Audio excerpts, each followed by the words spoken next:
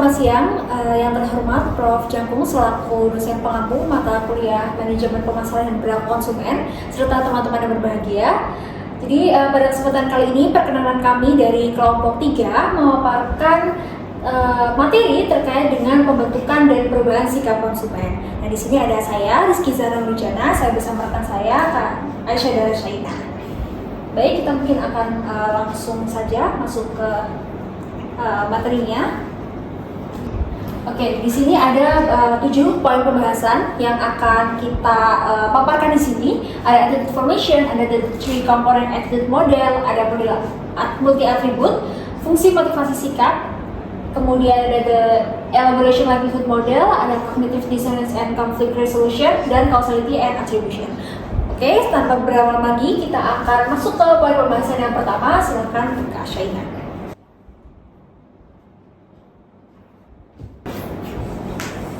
Untuk yang pertama ini learning attitudes atau pembentukan sikap. Nah, sikap di sini adalah kecenderungan yang dipelajari untuk berperilaku baik atau buruk secara konsisten terhadap suatu objek tertentu. Nah, seringkali ini konsumen nih membentuk sikap itu dari barang yang sudah mereka pertama beli dari misalnya merek yang sama. Ketika mereka mencoba merek itu dan mereka merasa bahwa produk ini tuh melebihi ekspektasi mereka akan membentuk suatu sikap positif. Nah, saat mereka mencoba barang baru dari brand yang sama, mereka akan membawa sikap yang sudah terbentuk tadi ke barang-barang tersebut. Nah, contohnya di sini adalah iklan Coca-Cola. Coca-Cola ini bukan brand yang baru ya, seperti yang kita tahu. Cuma di sini produk baru dari Coca-Cola adalah Coca-Cola New Zero Sugar. Nah, di sini dengan mengeluarkan iklan ini, pemasar tuh berharap agar konsumen Coca-Cola yang biasa membeli Coca-Cola sebelumnya akan menyukai produk baru mereka New Zero Sugar tersebut. Nah, di pembentukan di iklan ini pemasar tuh harus memasukkan poin-poin yang berguna yang penting bagi konsumen agar iklannya ini tuh mendapat kesan baik, karena untuk konsumen ini poin-poin yang dipakai itu hanya yang berresonansi dengan diri mereka sendiri itu.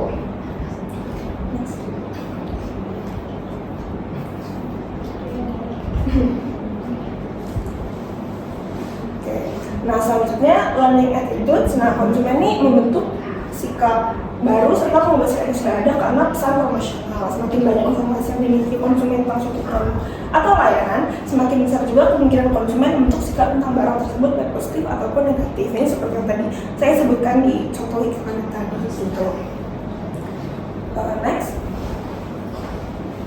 Nah, untuk personal sources and experience, nah, di sini pengalaman pribadi, pengalaman keluarga dan teman, yang kita lihat di media dan media sosial itu sangat mempengaruhi sikap kita. Nah, sumber utama sikap terhadap produk adalah pengalaman langsung konsumen dalam mencoba dan dalam evaluasi produk tersebut. Tapi selain pengalaman pribadi, salah satu yang lebih penting juga adalah keluarga, karena di sini keluarga tuh membentuk sikap kita untuk awal belanja dari dini ya, dari kita kecil, dari kita baru belajar gitu. Nah, pesan yang kita dapatkan dari pengalaman pribadi ini juga sikap yang kita dapatkan dari pengalaman pribadi ini juga lebih tahan jika ada jika ada iklan yang datang dari pesaing dibanding kalau kita hanya melihat-lihat iklan-iklan dari media cetak atau dari lain-lainnya gitu. Nah, pemasar akhir-akhir itu sering menggunakan internet ini untuk memasarkan, mengiklankan produknya, karena dengan internet itu kita bisa menyasar orang yang dengan demografi spesifik, psikodemografi spesifik, dan geodemografi yang spesifik juga, sehingga dengan mengerucutkan demografi tersebut sehingga pemasar ini bisa memberikan pesan-pesan yang targeted. Ini namanya targeted online marketing juga, sehingga pesannya lebih efisien karena memenuhi kebutuhan konsumen secara tepat gitu.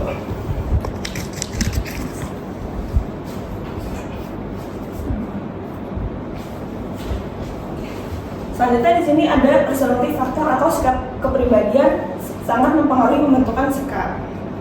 Nah, di sini contohnya ada 2. Yang pertama yang di kiri ini untuk orang dengan kognisi yang lebih tinggi. Nah, orang kognisi lebih tinggi ini lebih menyukai pesan-pesan yang informatif, yang kalau misalnya ini contohnya kue ya, produk kue. Orang dengan kognisi tinggi ini lebih menyukai yang terlihat jelas ingredientsnya, bahan-bahannya, nilai gizinya. Jadi contohnya kalau untuk kue ini ada yang dipromosikan tuh telurnya, tepungnya, gulanya tuh berkualitas tinggi dan bernilai gizi yang tinggi. Sedangkan yang di kanan ini untuk orang dengan kognisi yang lebih rendah. Jadi mereka lebih menyukai sesuatu yang visualnya lebih menarik, lebih estetik. Seperti di kue ini ada modelnya, ada dekorasi-dekorasi lainnya gitu.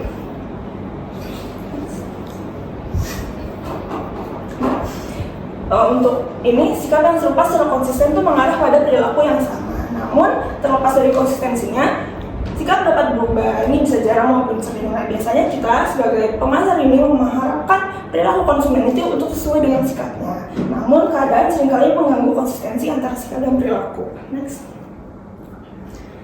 Nah, contohnya di situational factor ini. Nah, sikapnya terbentuk di dalam dan dipengaruhi oleh situasi. Nah, situasi dalam konteks ini itu adalah peristiwa dan keadaan yang memengaruhi hubungan antara sikap dan perilaku pada waktu-waktu tertentu. Nah, situasi ini dapat menyebabkan konsumen berperilaku dengan cara yang tampaknya tidak konsisten dengan sikap mereka. Contohnya, di sini saya mikir, saya melihat iklan mobil mewah dan saya ini tertarik banget gitu kan, sikap saya ini positif terhadap iklan tersebut. Namun situasinya adalah uang saya tidak cukup untuk membeli mobil mewah tersebut, sehingga sikapnya walaupun positif tapi tidak konsisten dengan perilaku saya yang tidak membeli mobil mewah tersebut gitu.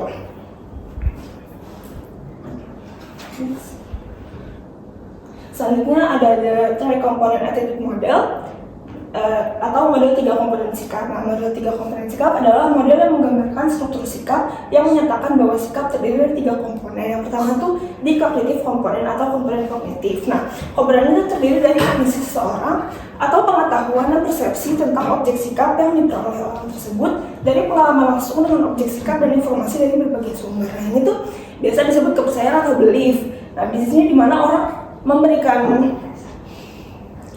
tuh percaya bahwa produk ini memiliki atau tidak memiliki suatu atribusi gitu. Selanjutnya di affective komponen. Nah, komponen afektif ini mewakili emosi dan perasaan konsumen terkait objek sikap. Nah, di sini itu bisa yang paling umum kita lihat itu dinilai dengan skala Likert contohnya. Nah, skala Likert ini bisa kita memberikan pernyataan kepada responden dan mereka bisa menilai kesetujuan atau ketidaksetujuan mereka terhadap pernyataan tersebut gitu.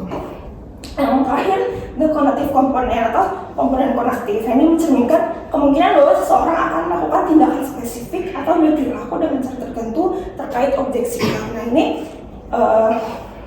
berhubungan dengan niat untuk membeli gitu. Untuk selanjutnya kita akan membahas tentang changing consumers attitude atau mengubah sikap konsumen. Nah, mengubah sikap ini tuh terhadap produk dan merek ya, ini tuh sangat sulit karena konsumen sering kali menolak bukti yang menentang sikap atau keyakinan yang mereka pegang teguh dan cenderung menafsirkan informasi yang ambigu dengan cara yang memperkuat sikap mereka sudah ada. Namun kita akan membahas 3 cara untuk mengubah sikap konsumen terhadap produk gitu. Next. Yang pertama, dengan cara mengubah keyakinan tentang produk. Nah, strategi mengubah keyakinan untuk mengubah sikap ini berfokus pada perubahan keyakinan atau persepsi tentang merek itu sendiri. Ini adalah bentuk iklan yang paling umum. Nah, di sini tuh pemasar biasanya menggunakan kata-kata seperti lebih baik atau yang paling baik dan diulang-ulang terus agar konsumen ini dapat merubah pemikiran mereka tentang produk yang sudah ada tersebut. Misalnya dulu. Nah, contohnya di sini yang sebelah kiri, iklan yang tadi sudah kita lihat, iklan Coca-Cola. Di sini ada dia menuliskan taste more like Coke, looks more like. Dia menggunakan kata-kata more like, lebih mirip, dan dia diulang-ulang terus. Nah, ini agar konsumen ini yakin bahwa Coke New Sugar ini tuh adalah produk yang layak untuk dicoba gitu. Nah, baik lagi. Cara yang kedua itu mengubah citra merek. Nah, strategi ini terdiri dari upaya mengubah penilaian keseluruhan konsumen terhadap merek tersebut. Nah, pemasaran menggunakan pendekatan ini untuk dengan menggunakan pernyataan promosi inklusif yang dirancang untuk membedakan merek mereka dari merek pesaing. Bisa di-next kan? Nah, di sini contohnya adalah iklan Volkswagen pada tahun lebih lama lah dari yang ini. Nah, ini konteks iklan ini adalah pada saat tahun ini di Eropa dan Amerika ini lagi trennya mobil-mobil besar, sedangkan Volkswagen dengan iklannya mengiklankan mobil kecil, ini VW Kodok yang kita biasa sebutnya atau VW Beetles dengan jargon think small gitu. Nah, mereka membedakan dirinya dari pesaing-pesaingnya gitu.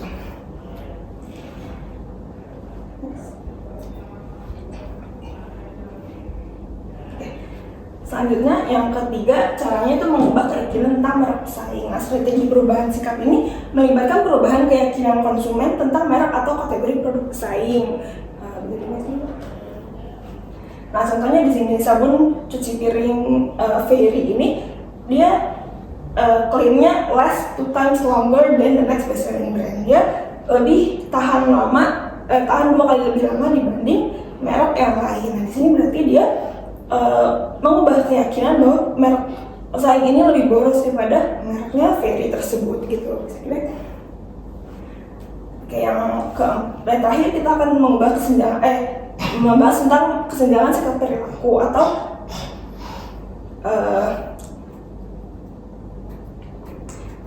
attitude behavior gap gitu. Nah, pada umumnya diketahui bahwa ada konsistensi antara komponen sikap dan perilaku yang sebenarnya. Namun, ada saatnya terjadi ketidaksesuaian antara komponen-komponen ini dan perilaku yang sebenarnya. Nah, sederhananya tuh bisa dibilang bahwa apa yang dikatakan itu berbeda dengan apa yang dilakukan gitu.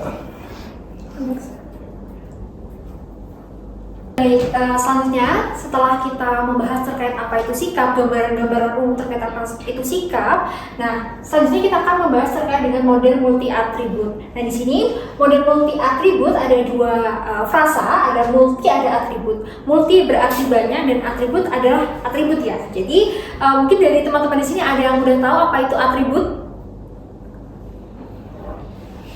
Oke, nah jadi atribut di sini merupakan sesuatu hal yang melekat pada produk sehingga bisa menjadikan ciri khas dibandingkan merek-merek yang lain, kurang lebih seperti itu. Nah, untuk atribut sendiri itu ada 2 macam, ada yang tangible dan juga ada yang intangible.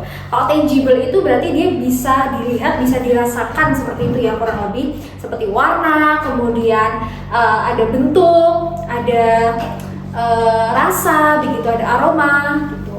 Kemudian kalau intangible dia tuh tidak bisa dihitung ya, dalam tanda kutip ya, tidak bisa dihitung.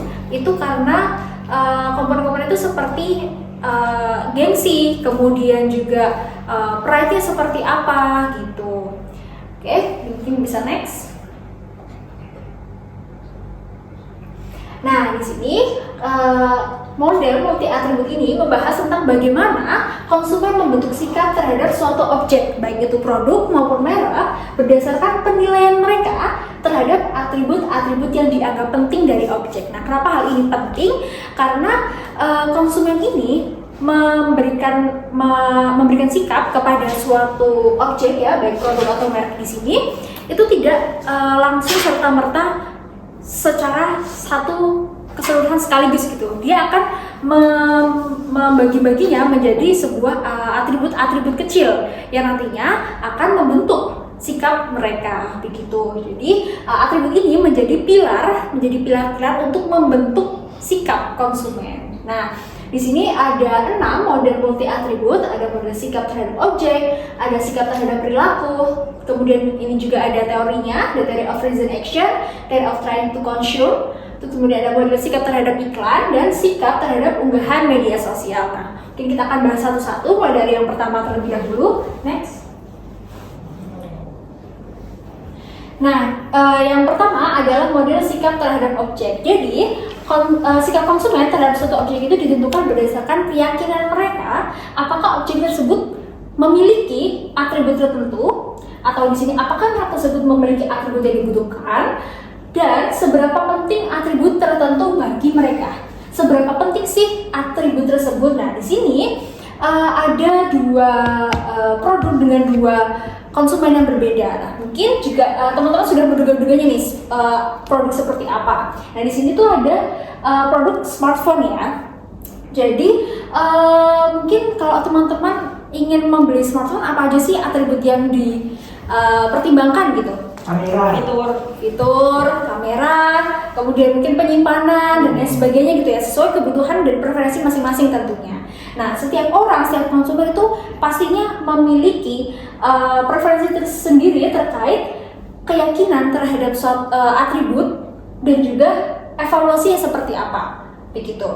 Nah, misal nih di sini ada contoh untuk seorang content creator seperti Kak Gibran, ya.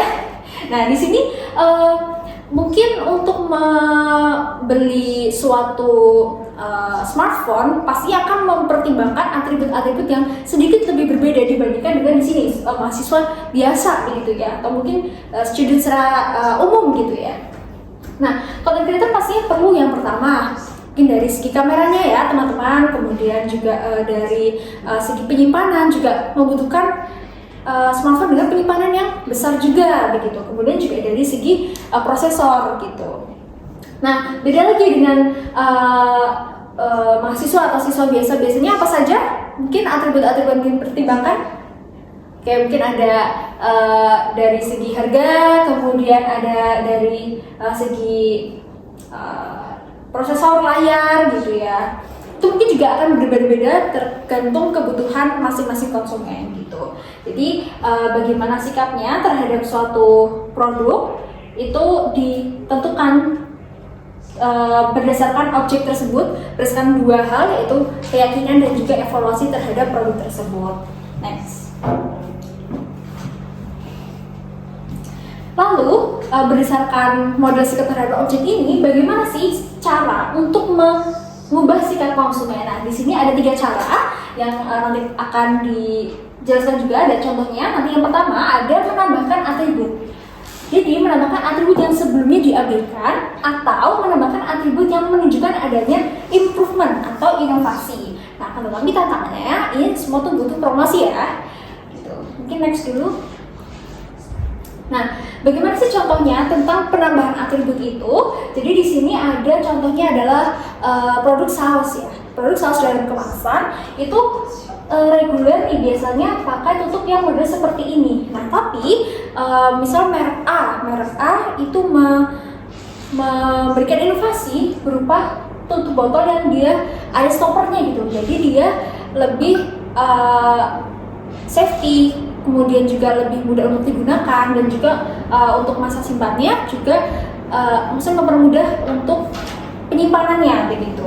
Nah, kemudian dengan adanya inovasi tersebut, oh ternyata kemudahan untuk menuang atau mungkin kemudahan untuk menyimpan itu menjadi atribut yang dipertimbangkan oleh konsumen dalam membeli atau mungkin terhadap suatu produk saus. Jadi konsumen yang sebelumnya tidak mempertimbangkan terkait dengan kemudahan menuang dan juga kemudahan penyimpanan, sekarang jadi mempertimbangkan dengan adanya inovasi dari merek A tersebut.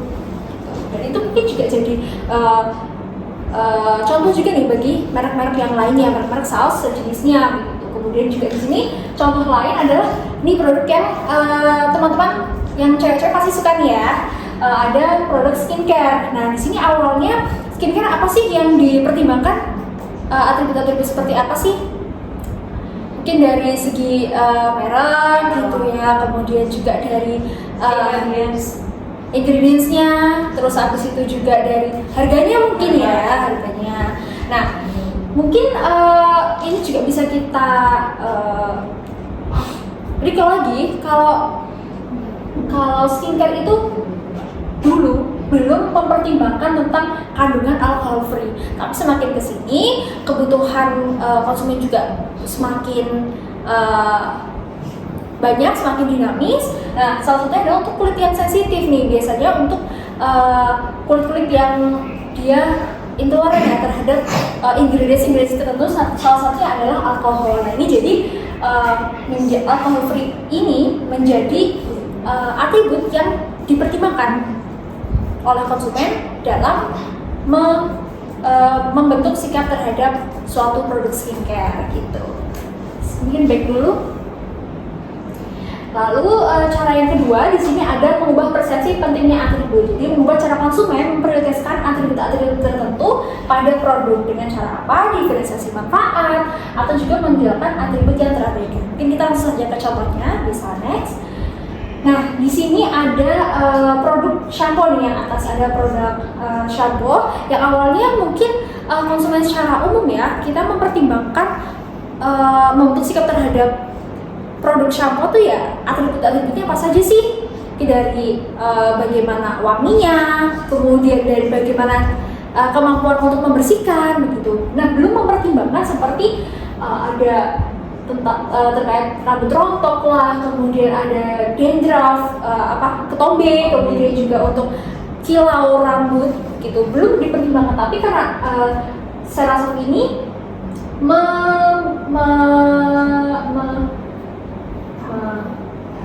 Cerasol ini menciptakan produk dengan varian yang banyak, kemudian juga dengan promosi yang menonjolkan bahwa oh ternyata kemampuan untuk mengurangi rambut rontok itu juga jadi hal yang penting loh, kemampuan untuk mengurangi ketombe itu juga jadi hal yang penting loh, gitu, dan lain sebagainya. Itu jadinya bagi konsumen yang sebelumnya tidak mempertimbangkan atribut-atribut yang baru saya sebutkan menjadi mempertimbangkan gitu. Jadi mengubah persepsi pentingnya atribut gitu.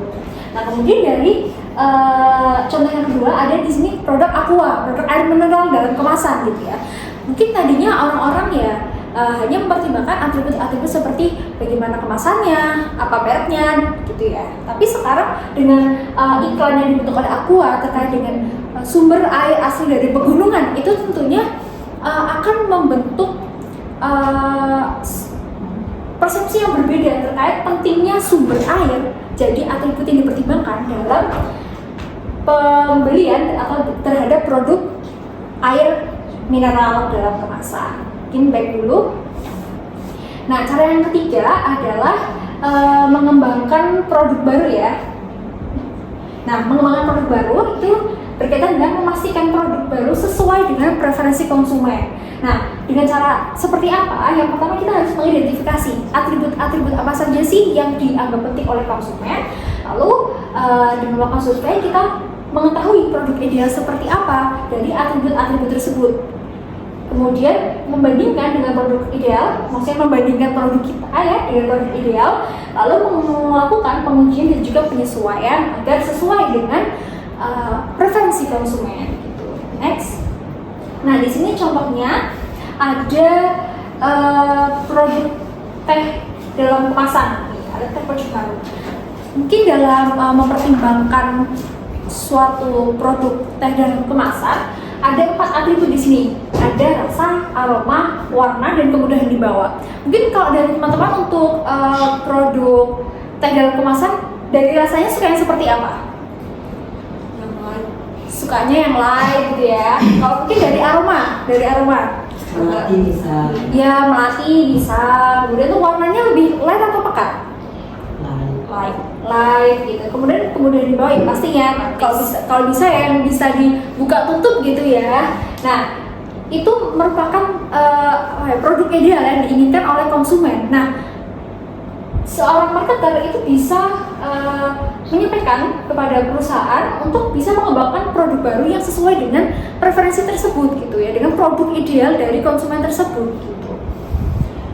Sehingga harapannya bisa memberikan sikap yang baik juga, memunculkan sikap yang baik juga terhadap produk dari perusahaan kita. Begitu. Next. Nah, kita masuk ke model yang kedua, model multi atribut yang kedua, itu model sikap terhadap perilaku. Jadi, sikap seseorang terhadap perilaku atau tindakan yang berkaitan dengan suatu objek, bukan hanya tentang objek itu sendiri.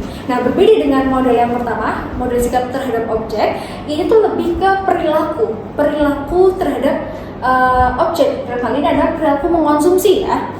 Nah, contohnya ini ada mobil mewah yang tadi sempat disinggung juga oleh Kak Shaina. Ini ada Lexus ya teman-teman. Siapa sih di sini yang nggak suka? Siapa sih di sini yang nggak pengen untuk memiliki mobil Lexus ya kan? Nah, tapi kalau untuk harganya sekitar mungkin 2 miliar atau berapa miliar ya, kurang tahu ya teman-teman. Tapi pastinya mahal gitu ya. Nah, mungkin kita suka terhadap produk Lexus karena mewah, karena mungkin kualitasnya bagus gitu dan gengsinya tinggi begitu. Tapi untuk perilaku membayar uang 2 miliar apakah itu menjadi suatu hal yang menyenangkan teman-teman? Tentunya tidak ya, tentunya tidak bagi orang-orang di sini termasuk saya gitu. Tapi mungkin untuk orang lain itu kan berbeda gitu ya. Nah, di sini perilaku membayarnya ini tidak suka gitu. Lah, kenapa model sikap terhadap perilaku ini penting? Jadi banyak barang-barang yang sifatnya ini bisa dibilang termasuk barang mahal begitu ya. Nah, bagaimana cara kita membantu konsumen untuk bisa tetap membeli atau memudahkan mereka untuk mengonsumsi suatu produk, suatu barang gitu ya. Sehingga kita sebagai marketer juga harus punya strategi khusus nih. Dengan cara apa? Mungkin ini juga banyak dilakukan ya oleh pengusaha-pengusaha di sana.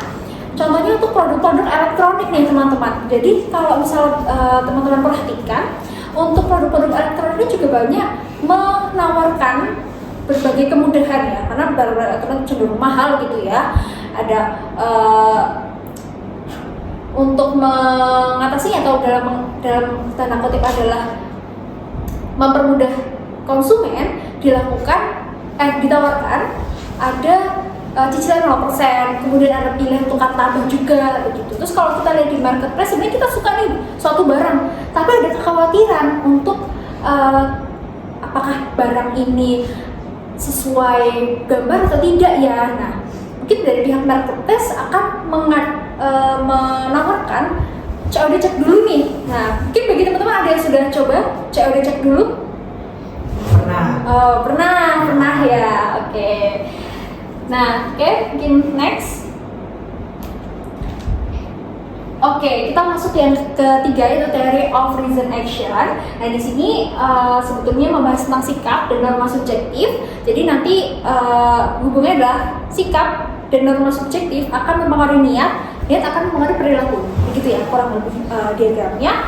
Nah, sikap tadi sudah dibahas juga oleh Kak Shaina terkait dengan ada kognitif, afektif dan juga konatif. Dan di sini kita akan lebih membahas tentang norma subjektif. Jadi norma subjektif itu apa? Perasaan seseorang tentang apa yang orang lain, yang tentunya itu orang lain yang dianggap penting, pikirkan terhadap suatu tindakan. Nah, apa saja sih faktor-faktor yang mendasari? Yang pertama ada keyakinan normatif dan juga motivasi untuk mematuhi begitu.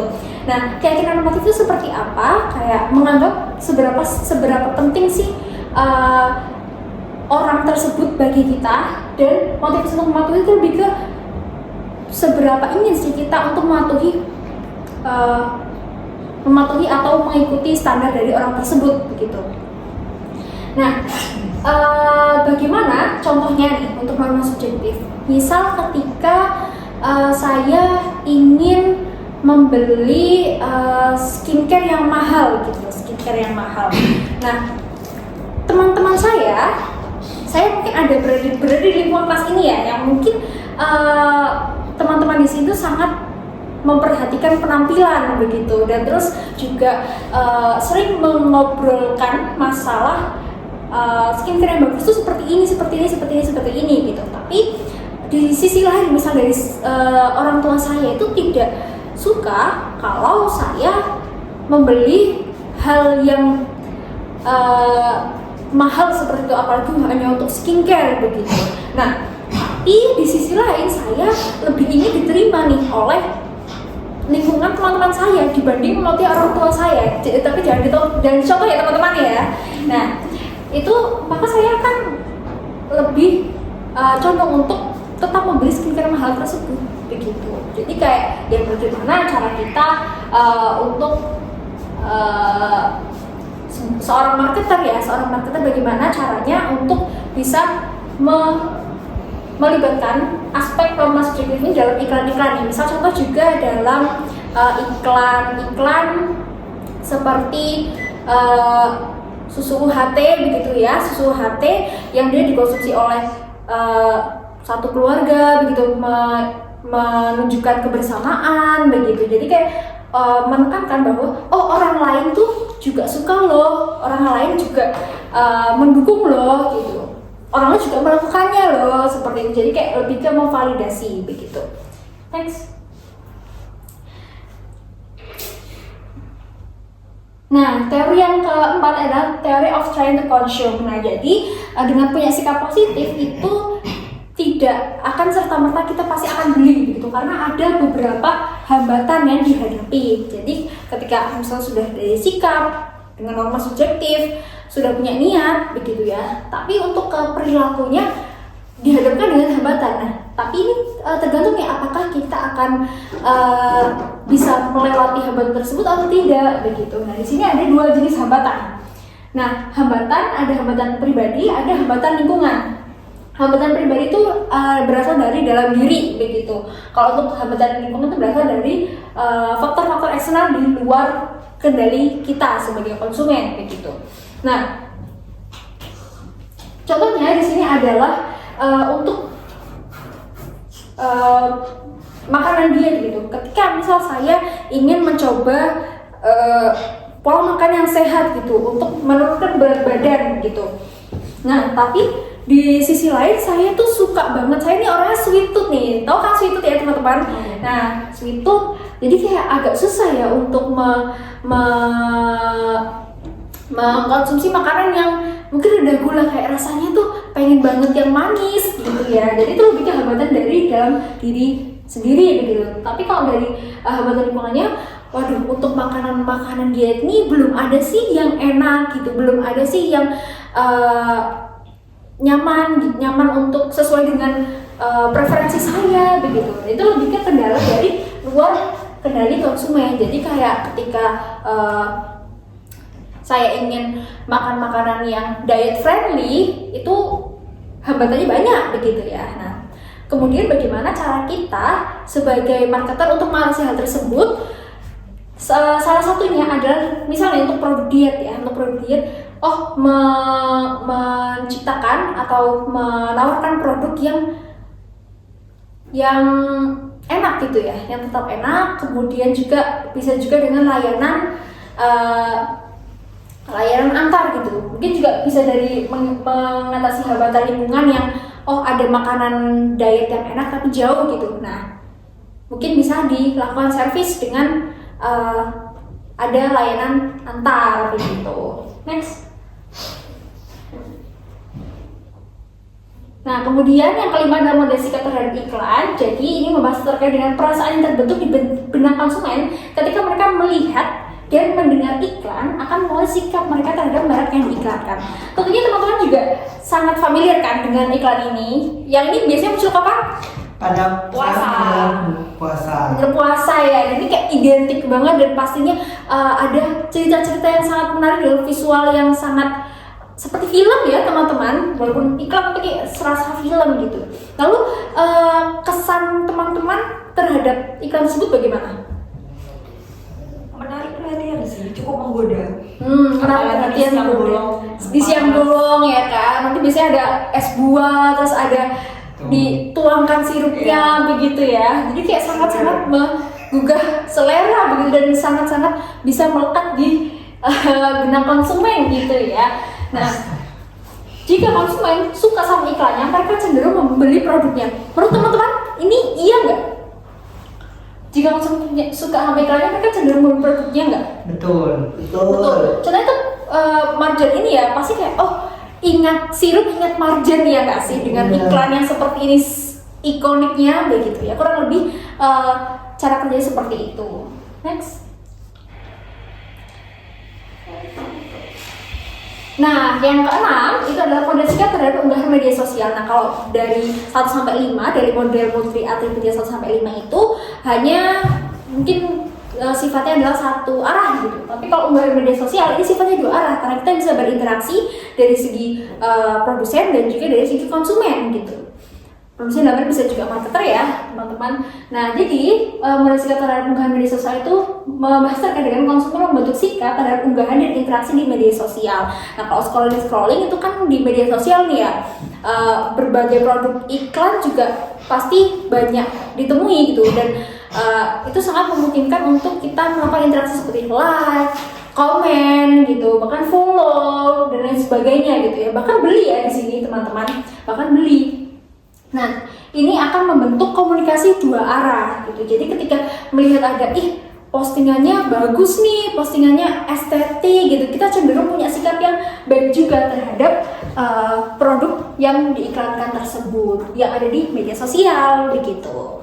Next. Nah, kita masuk ke kita masuk ke bab yang lain, yaitu fungsi motivasi sikap, attitudes motivational function. Next. Nah, jadi fungsi motivasi sikap itu membahas terkait sikap seseorang terhadap suatu objek, baik produk atau merek, biasanya itu didasari oleh motivasi atau kebutuhan tertentu. Nah, kenapa penting? Karena jika seorang pemasar memahami fungsi apa yang dijalankan oleh suatu sikap bagi konsumen, mereka bisa mengubah sikap tersebut dengan menyasar motivasi yang tepat. Nah, jadi ya kalau kita mau mengubah sikap, kita harus tahu dulu nih, sikap ini dibentuk dari motivasi yang seperti apa sih begitu. Nah, di sini ada 5 fungsi motivasi sikap, ada fungsi utilitarian, pertahanan ego, ekspresi nilai, pengetahuan, dan juga hubungan merek dengan objek atau tujuan yang bermanfaat. Next. Nah, kita masuk ke fungsi utilitarian yang pertama, yaitu mencerminkan manfaat yang diberikan oleh merek. Jadi, konsumen membentuk sikap positif terhadap produk yang dianggap memberikan solusi kegunaan. Nah, cara untuk mengubah sikapnya itu seperti apa? Nah, tunjukkan bahwa produk memiliki manfaat yang lebih besar. Di sini adalah manfaat yang lebih besar atau bisa menyelesaikan masalah yang tidak bisa diselesaikan oleh merek lain. Maksudnya bagaimana? Jadi sikap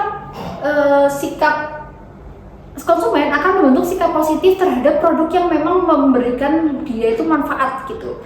Nah, contohnya di sini adalah produk tisu basah ya. Di sini ada klaim iklan membunuh 99,99% kuman.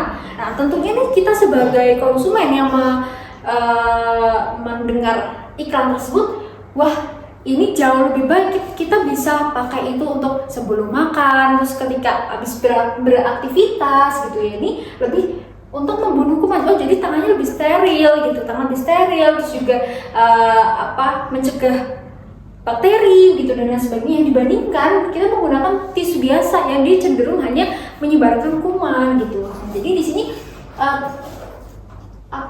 menonjolkan manfaat yang lebih besar gitu, dan juga menyelesaikan masalah yang tidak bisa diselesaikan oleh produk atau merek lain gitu. Di sini yang ditonjolkan oleh Dettol ya, di sini tisu basah Dettol. Next.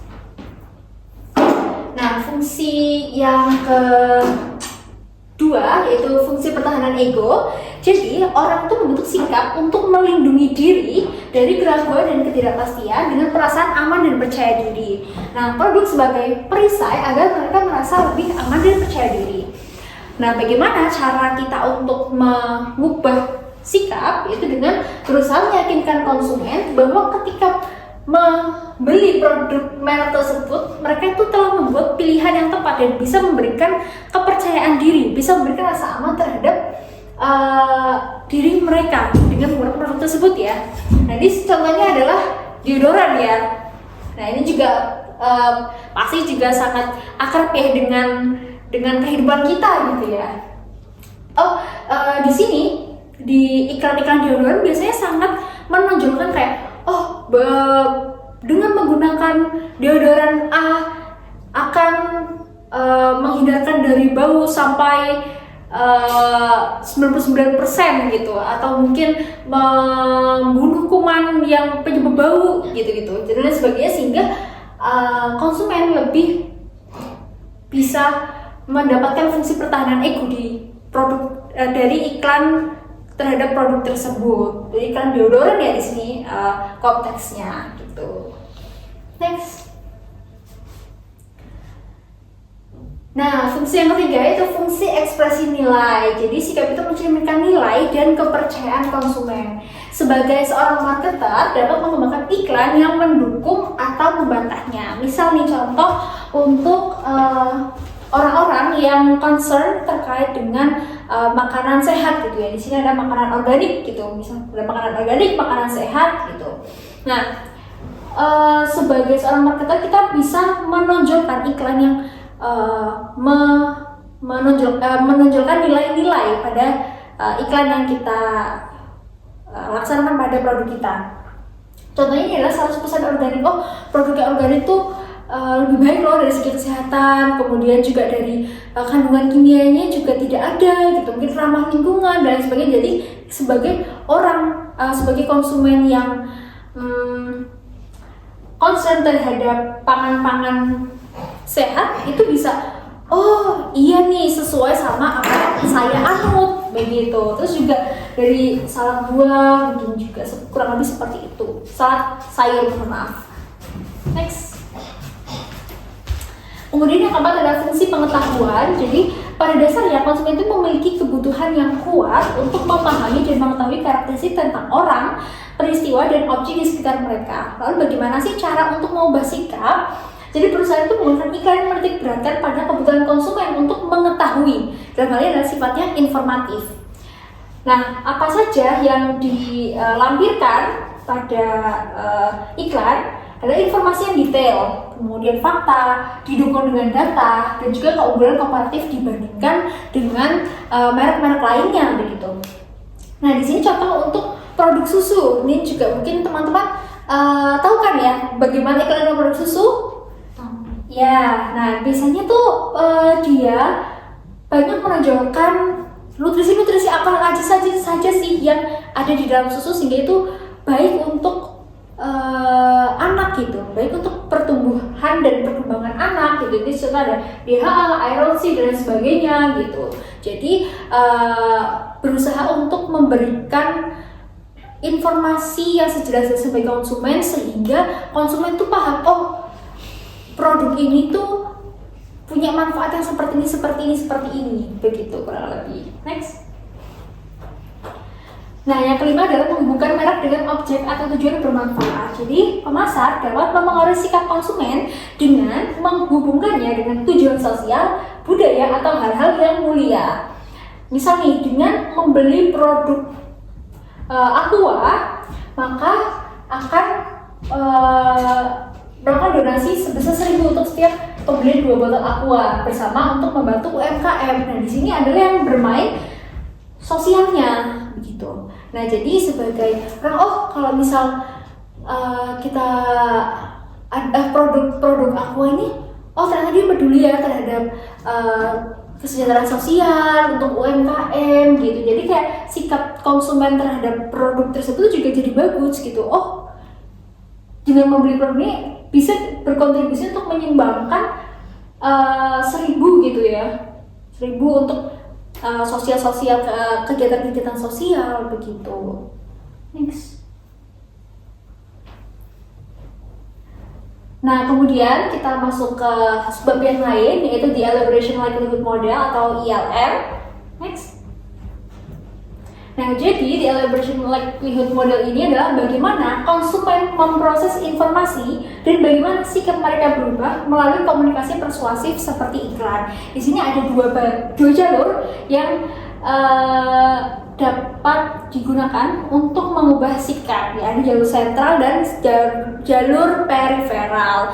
Nah, kalau jalur sentral ini biasanya digunakan pada konsumen yang memiliki motivasi tinggi dan juga kemampuan untuk memproses informasi. Dalam hal ini adalah konsumen yang punya daya kritis yang tinggi, begitu ya. Kemudian biasa cenderung untuk produk-produk dengan keterlibatan tinggi atau high involvement seperti mobil, laptop, asuransi yang membutuhkan banyak pertimbangan, begitu ya, pertimbangan yang panjang ya tentunya. Di sini karena konsumen sangat berhati-hati dalam mengambil keputusan. Jadi konsumen itu fokus kalau dalam produk-produk high involvement ini fokusnya pada argumen pesan, data teknis, fakta dan juga keunggulan dari produk itu. Nah, perubahan sikap yang terjadi dengan jalur ini cenderung kuat tahan lama dan juga sulit diubah, karena ya tadi memang untuk produk-produk yang high involvement dan juga oleh konsumen yang kritis gitu ya. Jadi memang ketika sikap sudah terbentuk mulai jalur sentral ini, biasanya dia akan punya kekuatan yang lebih gitu, lebih kokoh tahan lama dan juga sulit diubah gitu. Contohnya nih untuk produk yang organik nih, yang sebelumnya juga sempat saya contohkan, bahwa produk organik ini mungkin ketika iklannya adalah produk organik ini lebih sehat, lebih ramah lingkungan, kemudian juga lebih berkelanjutan begitu. Nah, ini akan memberikan sikap yang kuat terhadap konsumen gitu. Nah, kemudian untuk produk seperti Dettol, Subasa Dettol ini juga kurang lebih sama ya. Jadi kayak dengan menonjolkan nilai-nilai seperti apa sih yang dijual di sini. Oh, bisa membunuh kuman, tidak hanya bisa menghigieniskan begitu. Jadi lebih ke argumen pesan, data, fakta, dan juga keunggulan fitur produk. Tetapi biasanya untuk produk-produk yang high involvement ya, biasanya untuk mobil, laptop, asuransi gitu. Seperti kalau misal mobil, dengan Lexus ini ya, dengan Lexus dia menawarkan fitur-fitur seperti kemewahan, kemudian dari segi daya tahannya gitu, mungkin kurang lebih seperti itu. Next.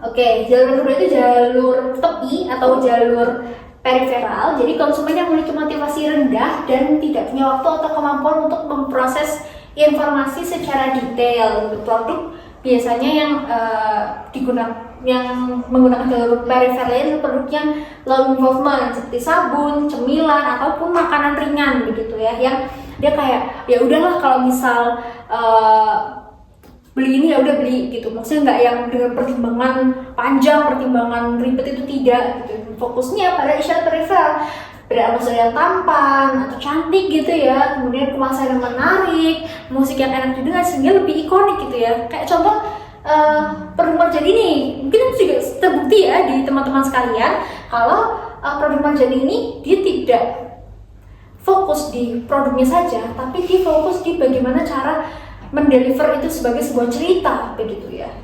Jadi perubahan sikap cenderung lemah dan sementara. Kalau ada iklan yang lebih menarik visual, konsumen mudah berpindah hati. Begitu kurang lebih.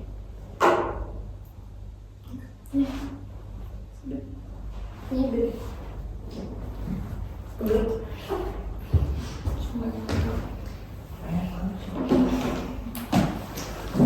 Selanjutnya akan kita lanjut ke cognitive dissonance and conflict resolution atau disonansi kognitif dan resolusi konflik. Nah, disonansi kognitif itu adalah ketidaknyamanan mental yang dialami seseorang ketika menghadapi informasi yang bertentangan tentang suatu objek sikap. Nah, disonansi kognitif ini terjadi ketika konsumen memiliki pemikiran yang bertentangan tentang suatu kepercayaan atau objek sikap. Nah, ketika disonansi kognitif ini terjadi setelah pembelian, itu disebutnya disonansi pasca pembelian. Nah, disonansi pasca pembelian ini terjadi saat membeli barang, kita sudah membeli barangnya, cuma kita tuh merasa tidak nyaman dengan pilihan kita karena dengan membeli barang itu kita membeli misalnya barang yang mahal di antara alternatif barang yang lain, sehingga kita harus mengkompromikan sesuatu untuk membeli barang mahal tersebut. Nah, perasaan ketidaknyamanan tersebut itu disebut disonansi pasca pembelian. Next.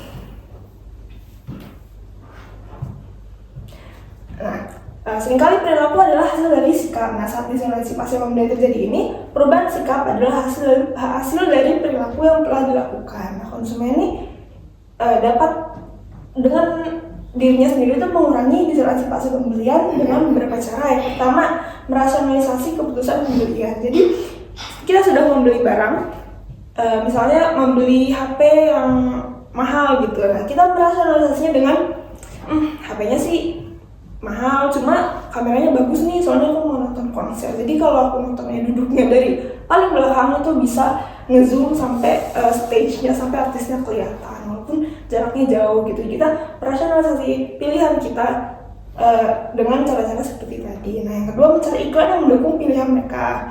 Kalian pernah gak sih kalau setelah membeli barang, setelah check out barang, tapi masih nyari-nyari review di TikTok, di Instagram, di YouTube gitu? Nah, ini kita mencari yang namanya confirmation bias atau bias pilihan, konfirmasi pilihan kita. Nah, ini kita melihat kayak spek-spek barang yang dibeli, bagaimana saat sudah dipakai gitu, padahal kita sudah membeli gitu.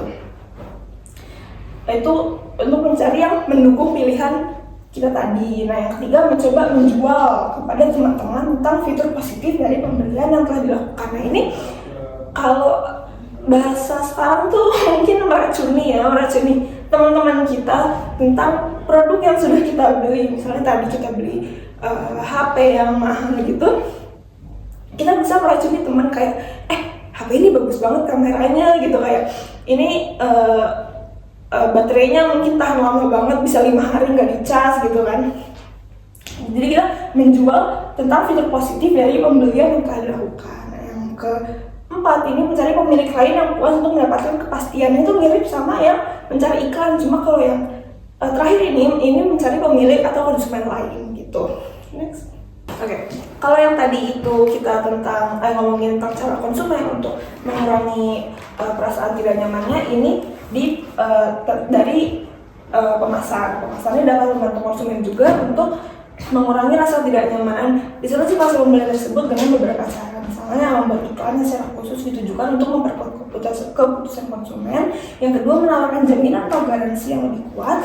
Yang ketiga, meningkatkan jumlah efektivitas kontak pasar pembelian atau memberikan informasi yang lebih tentang produk. Nah, contohnya di sini ada Bingo EV dari Wuling. Nah, di sini tuh kalau saat kalian ini beribu Bingo EV tersebut, Bingo EV ini akan mendapatkan lifetime core EV components warranty. Jadi baterainya, mesinnya itu ada jaminan seumur hidup gitu, garansi seumur hidup.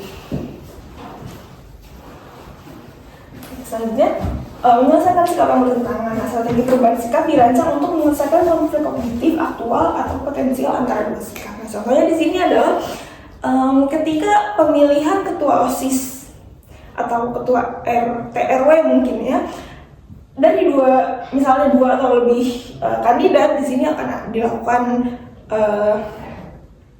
seperti kampanye gitu. Nah, di kampanye ini akan ada kandidatnya menyebutkan visi misinya masing-masing, menyebutkan janji-janjinya masing-masing. Nah, pada saat ini walaupun kita misalnya cenderung ke calon A gitu, tapi dengan kampanye tersebut kampanye calon B ini dengan secara halus dia tuh menyelesaikan disonansi kognitif kita. Jadi kita akan lebih toleran atau bahkan akan memilih calon B yang tadi kita kontra tersebut gitu. Oke, selanjutnya causality and attribution atau kausalitas dan atribusi. Nah, teori atribusi ini adalah teori yang berfokus pada bagaimana orang menetapkan sebab akibat pada suatu peristiwa dan membentuk atau mengubah sikap mereka setelah menilai perilaku sendiri atau orang lain. Oke, yang pertama ada atribut persepsi diri. Nah, ini adalah interpretasi mental yang mencerminkan cara orang melihat diri mereka sendiri ketika membentuk hubungan sebab akibat tentang peristiwa yang terjadi yang terdiri dari atribusi internal dan eksternal. Apa sih atribusi internal itu? Nah, umumnya kita tuh merasa kalau kita hal-hal yang baik yang terjadi ke kita itu alasannya karena diri kita sendiri, kayak nilai kita bagus tuh karena emang kita pinter aja gitu, atau kita belajar mati-matian gitu kan. Itu namanya atribusi internal. Sedangkan atribusi eksternal itu kalau ada kegagalan di diri kita, itu kita menyalahkan orang lain atau menyalahkan peristiwa eksternal, itu namanya atribusi eksternal. Nah, pemasar ini dapat menggunakan atribusi internal atau eksternal dalam promosi. Contohnya adalah skincare atau sabun cuci mukanya. Ini banyak kan sabun cuci muka tuh yang tagline-nya kayak muka kusam karena polusi gitu kan. Dengan iklan di kota dengan polusi-polusi terus muka jadi kusam. Nah, kalau kita membeli sabun tersebut dan kita menggunakannya terus muka kita jadi cerah, jadi bersih, itu yang main nanti atribusi internal, karena kita akan merasa kayak oh emang bener nih pilihan gue beli sabun ini, bener pilihan saya untuk membeli sabun ini. Sedangkan kalau muka kita tetap kusam, tidak lebih bersih, itu akan menyalahkan hal yang lain seperti menyalahkan sabunnya atau menyalahkan polusinya, itu atribusi eksternal. Sedangkan yang bisa jadi kan muka kusam tidak hanya karena polusi, tapi bisa juga karena pola makan, kebersihan, dan lain-lain. Itu iklannya menyasar ke atribusi eksternal gitu. Next. Selanjutnya ada teknik foot in the door. Nah, teknik foot in the door ini dilakukan dengan membuat orang yang di sini untuk menyetujui permintaan besar setelah terlebih dahulu meyakinkan mereka untuk menyetujui permintaan yang kecil dan sederhana. Contohnya, kalau minggu ini saya meminta donasi, saya minta donasi 5.000 untuk donasi lingkungan mungkin kita akan oke 5.000 kita kasih. Bulan depannya saya datang lagi meminta donasi 100.000 untuk hal yang sama. Nah, ini kemungkinan besar orang lain akan tetap memberikan 100.000 tersebut karena saya dan donor tersebut telah memiliki hubungan gitu. Jadi akan lebih mungkin untuk memberikan donasi yang lebih besar. Nah, lawan dari teknik foot in door adalah teknik door in the face. Nah, ini permintaan pertama tuh lebih besar dan lebih mahal yang kemungkinan akan ditolak, sehingga ketika permintaan kedua yang lebih kecil dan lebih murah itu ditawarkan, kemungkinan akan diterima gitu. Misalnya saya mau meminjam uang nih, Mbak, kalau saya minjem 100 juta sekarang ada nggak? Ada. Ya udah, kalau 100 juta nggak ada, kalau saya sekarang minjem 100.000 ada nggak? Jadi Nah, kemungkinan setelah mendengar 100 juta yang wah kaget nih kan, banyak banget. Nah, kalau setelah mendengar itu lawannya 100.000 mungkin kayak oke 100.000 mah ada gitu. Jadi lawannya foot in the door tadi gitu. Next. Selanjutnya atribusi kepada orang lain. Nah, ini selain memahami tadi kenapa orang mengembangkan kausalitas tentang perilaku mereka terhadap dirinya sendiri, penting juga untuk bagaimana kita membuat atribusi terhadap orang lain. Nah, ini itu kalau atribusi yang persepsi diri sendiri kan terhadap diri kita sendiri, sedangkan kalau ini terhadap orang lain. Kalau misalnya hari ini saya seharusnya bekerja bareng si B, tapi B ini telat, kita memikirkan kenapa sih dia telat? Mungkin karena dia bangunnya terlambat atau dia jalannya mampir-mampir dulu gitu. Jadi kita menerapkan atribusi pada orang lain gitu. Next. Selanjutnya atribusi terhadap objek. Nah, atribusi konsumen terhadap objek adalah produk dan layanan yang dibeli. Ini berarti kalau yang tadi itu terhadap orang lain, kalau terhadap objek, misalnya kenapa saya membuat janji kerja kelompoknya bareng si B, tapi kenapa si B ini telat? Mungkin karena saat dia jalan itu ternyata cuacanya lagi badai, jadi dia bukannya menyalahkan si B karena dia bangun terlambat, tapi menyalahkan cuacanya atau menyalahkan motornya. Mungkin motornya mati atau kena lampu merah 10 berturut-turut gitu kan. Jadi ini atribusi terhadap objek gitu. Next.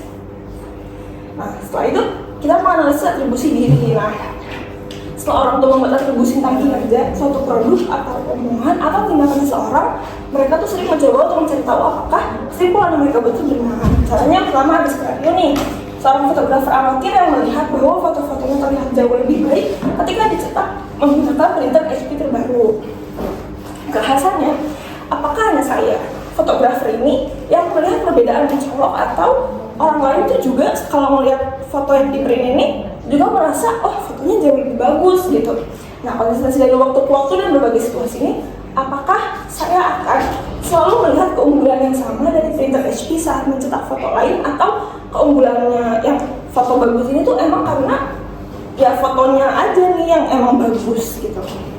Jadi kalau dicetak juga akan bagus. Nah, konsensusnya, hasilnya, jika saya bertanya pada teman-teman saya ini, apakah sebagian besar dari mereka tuh akan setuju bahwa foto-foto saya terlihat lebih baik saat dicetak menggunakan printer HP, atau mereka tuh sebenarnya sebagian besar tuh nggak melihat perbedaannya gitu, cuma sedikit aja yang lihat perbedaannya gitu. Next. Oke. Mungkin dari saya. Dan dari saya cukup sekian. Terima kasih atas perhatiannya. Apakah dari teman-teman di sini ada yang ingin ditanyakan atau ada masukan?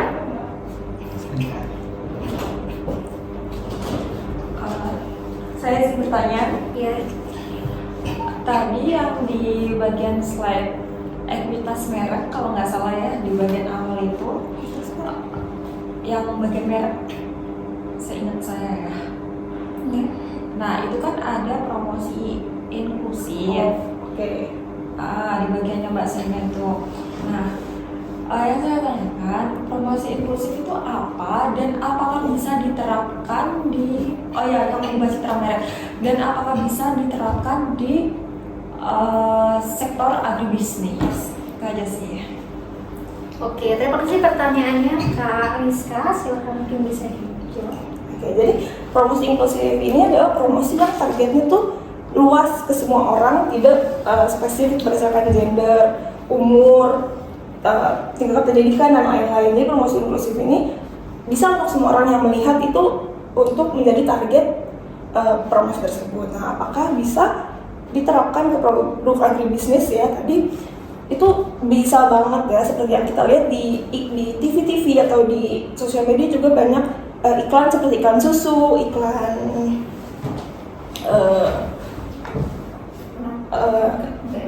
bisa seperti produk olahan daging gitu, yang menyasar tidak hanya untuk spesifik ceruk seperti spesifik ibu rumah tangga atau spesifik apa, tapi bisa untuk semua orang yang melihat agar tertarik terhadap produknya itu gitu.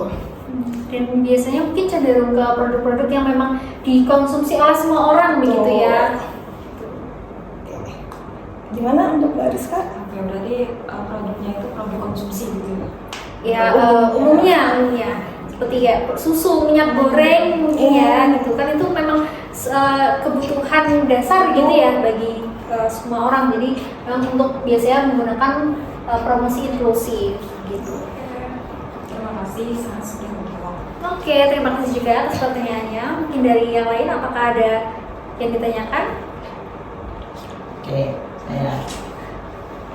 Oke, baik, ini mungkin materi yang dijelaskan untuk Mbak Rizky yang tadi di pas slide terakhir yang tentang the elaboration like good model atau di sini ada 2 jalur kan di sini. Terus bagaimana sih yang kayak spesifiknya tadi tentang contoh-contoh yang dapat mengubah sikap atau perilaku konsumen dengan 2 jalur ini, karena dari perubahan jalur ini sudah berbeda ya. Ada yang untuk jalur sentral itu dapat cenderung kuat tahan lama dan sulit untuk diubah, sedangkan untuk jalur periferal itu ada perubahan sikap yang cenderung lemah sementara dan mudah berpindah hati. Itu perbedaannya spesifiknya seperti apa? Oke, mungkin tadi juga sempat saya sebut. Sebenarnya terima kasih atas pertanyaannya. Berkaitan dengan jalur sentral dan juga jalur periferal ya. Jadi untuk jalur sentral sendiri itu memang biasanya dikhususkan untuk produk-produk yang high involvement. Dalam hal ini adalah biasanya konsumen mempertimbangkan banyak hal gitu untuk membeli produk-produk ini gitu yang akan diubah dengan jalur sentral. Jadi biasanya jalur sentral ini lebih menyasar ke nilai-nilai produknya. Nah, seperti ini juga difokuskan pada argumennya seperti apa, data teknisnya, faktanya, keunggulan fiturnya itu seperti apa gitu. Sedangkan untuk yang jalur periferal itu biasanya untuk produk-produk yang low involvement seperti sabun, cemilan ataupun makanan ringan yang sebetulnya konsumen pasti akan mempertimbangkan ya untuk pembelian produk-produk ini, tapi biasanya tuh lebih cenderung pertimbangan yang pendek dibandingkan produk-produk yang high involvement begitu. Nah contohnya di sini kalau yang peripheral adalah marjan gitu. Marjan dia lebih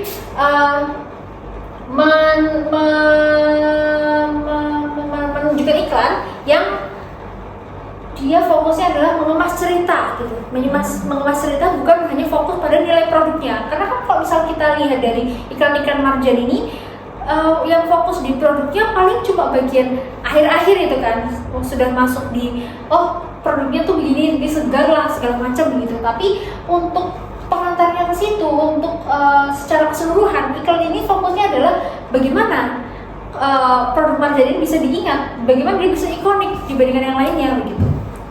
Kurang lebih seperti itu. Baik, terima kasih atas jawabannya. Oke. Mungkin sedikit menambahkan dari yang jalur sentral itu kan untuk misal mobil, laptop, asuransi itu biasanya konsumen memang sangat berhati-hati gitu ya. Dan ini biasa lebih ditonjolkan ke kayak bagaimana sih daya tahan produk ini, dan biasanya dengan menunjukkan nilai-nilai plusnya dari suatu produk, dia mereknya akan kuat gitu, dia brandingnya kuat di mata konsumen, dia punya sikap yang cenderung merek ini tuh terkenal awet gitu dan sebagainya gitu, jadi dia cenderung lebih kuat tahan lama dan juga sulit diubah begitu dibandingkan yang jalur peripheral itu tadi. Apa kamu jawab? Terima kasih. Oke, terima kasih karena sudah tidak ada lagi yang ditanyakan, mungkin kami cukupkan sampai di sini. Terima kasih atas perhatiannya. Kurang lebih mohon maaf. Wassalamualaikum warahmatullahi wabarakatuh. Waalaikumsalam.